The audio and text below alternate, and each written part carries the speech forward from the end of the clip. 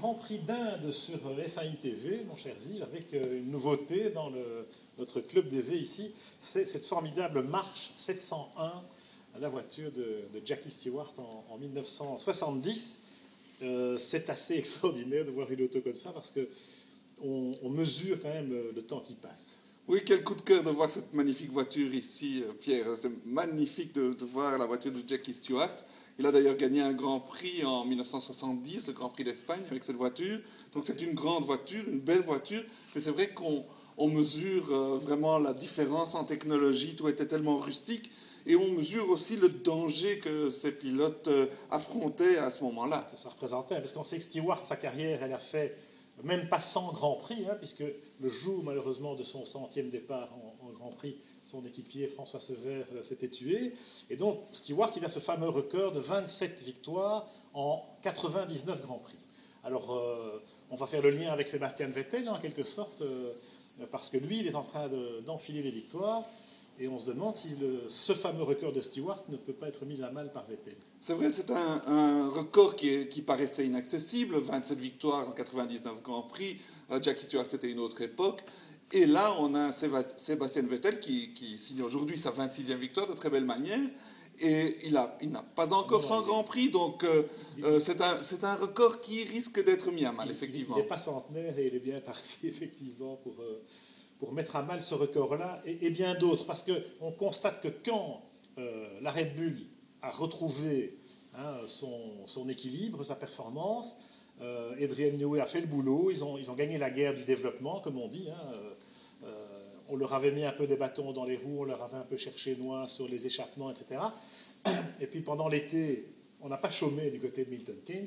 Et là, la voiture, clairement, la Red Bull RB8, c'est l'arme absolue. Et une fois qu'il a l'arme absolue entre les mains de Vettel, il est tout simplement irrésistible. Oui, on l'a dit depuis le début de la saison, c'est que malgré les bâtons dans les roues qu'ils ont eu Red Bull, parce qu'effectivement, il y a pas mal de gens qui en avaient marre de leur domination, il ne fallait jamais sous-estimer leur ingénieur aérodynamicien génie Adrian Newey.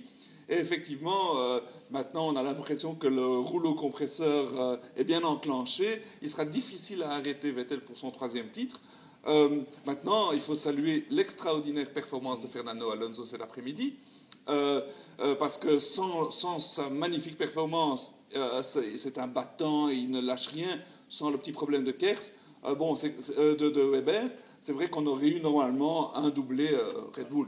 Ce qui est inouï quand même de la part d'Alonso, c'est qu'il est 5e sur la grille. On a bien compris que la Ferrari était la 3e voiture dans la hiérarchie. Le départ qu'il prend, les risques qu'il prend, l'ingéniosité avec laquelle il parvient à se faufiler, et puis encore à exploiter le DRS pour passer les deux McLaren, franchement, chapeau. Et puis après, il fallait encore mettre la pression sur Weber, même si Weber a un problème de Kers, ce dont on ne doute pas. Mais enfin, il ne l'a pas eu dans la première moitié de course. Il était quand même très loin de Vettel. Voilà, Alonso était là pour justement en profiter et pour aller chercher quelques points qui pourraient s'avérer précieux encore en fin de saison, parce que le championnat donne l'impression d'être plié, mais le problème de Kers de Weber peut très bien arriver à Vettel à une autre course. On a eu peut-être un petit doute là sur la fin avec ces quelques étincelles. Et voilà, le moindre incident mécanique, les points là qu'Alonso grappille peuvent encore peser dans la balance. C'est vrai, une victoire vaut 25 points. Et donc, le moindre incident, personne n'est à l'abri d'un abandon, évidemment. Et donc, le championnat est grand ouvert. Maintenant, Vettel, il peut compter sur Weber pour prendre des points à Alonso. C'est vrai. Alors qu'Alonso ne peut pas vraiment compter sur Massa, qui a de nouveau fait une course assez quelconque au volant du Ferrari. Et donc, l'avantage est clairement dans le camp de Red Bull pour l'instant, mais ne préjugeons de rien. Alors McLaren, c'est un peu la déception parce qu'on se disait, ok, en qualif, ils sont pas loin, même si Red Bull a l'avantage, mais ils avaient l'air de dire en course, on va être capable de tenir le rythme des leaders, et au contraire, on les a vus un peu sombrer derrière Alonso en tout cas. Entre Button et Hamilton, c'était à peu près à jeu égal. Button perd un peu de temps dans un pit stop, Hamilton se loupe au départ, mais ils n'étaient pas du tout là où on estimait qu'ils pourraient être. Oui, c'est une déception parce qu'Hamilton disait voilà, je suis qualifié 3e, je joue la victoire, je compte la jouer. Ils se font prendre au départ dans une bataille singulière contre Alonso, ils perdent tous les deux. Et puis, on peut se demander pourquoi se sont-ils réveillés si tard.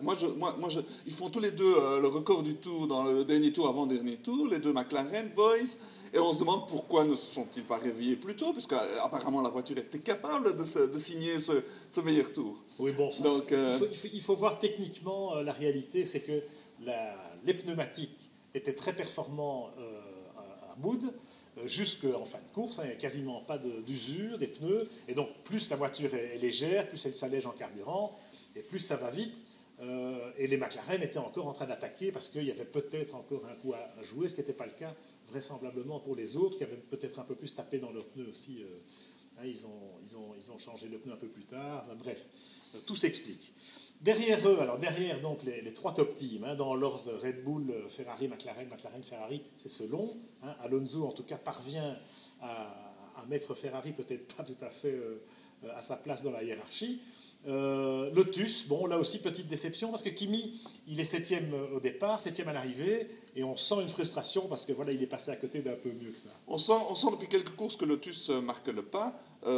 Kimi Raikkonen l'a mentionné, il semblerait qu'ils n'ont pas assez de moyens par rapport aux trois top teams pour développer la voiture de manière incessante et donc ils sont à peu près à leur place. Ils montrent une certaine frustration. Ils se sont aussi fourvoyés dans leur réglage en qualif, donc il a admis. Romain Grosjean, il roule un peu avec le cul serré, il doit prendre des points même si ce sont des petits points. Et donc on voit les Lotus marquer le pas et terminer 7e et 9e, ce qui n'est pas vraiment satisfaisant pour eux. Alors Kimi, il fait...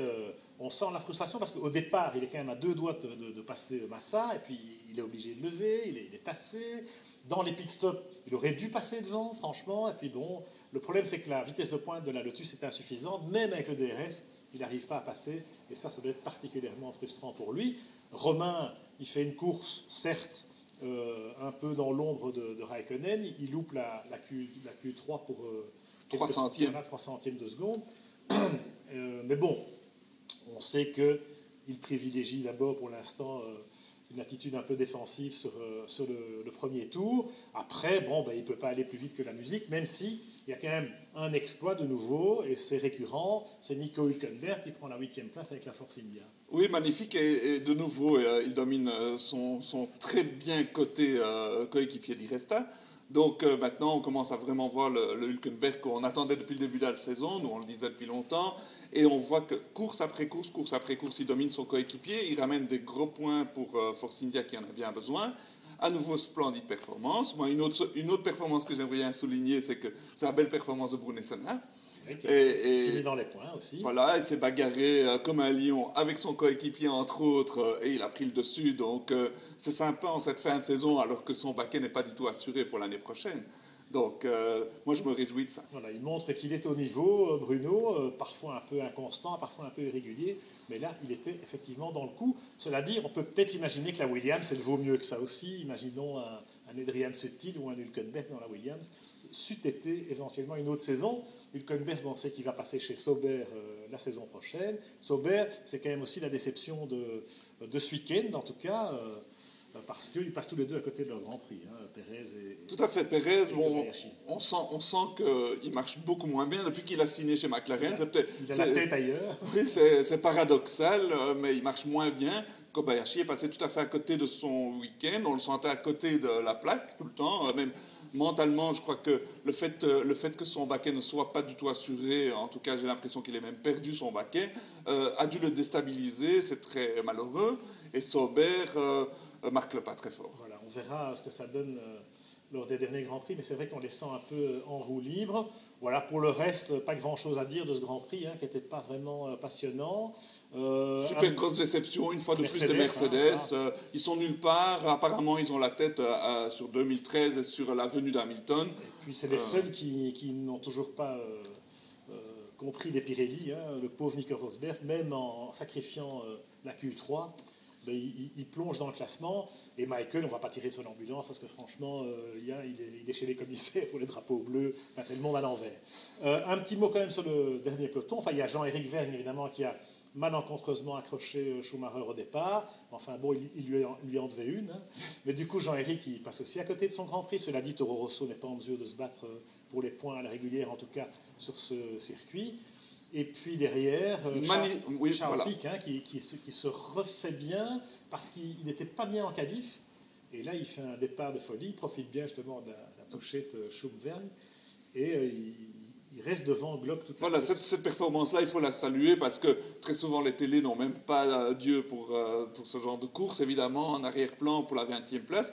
Mais là, Charles Pic a très bien roulé. Il a dominé en course son coéquipier Glock et c'est tout ce qu'il peut faire pour se faire remarquer. Et donc, chapeau Charles sur ce coup-là. Voilà, eh bien, on se retrouve donc demain pour parler d'autre chose. Mais de quoi allons-nous bien pouvoir parler, mon cher Ziv, après un Grand Prix aussi soporifique? Réponse demain.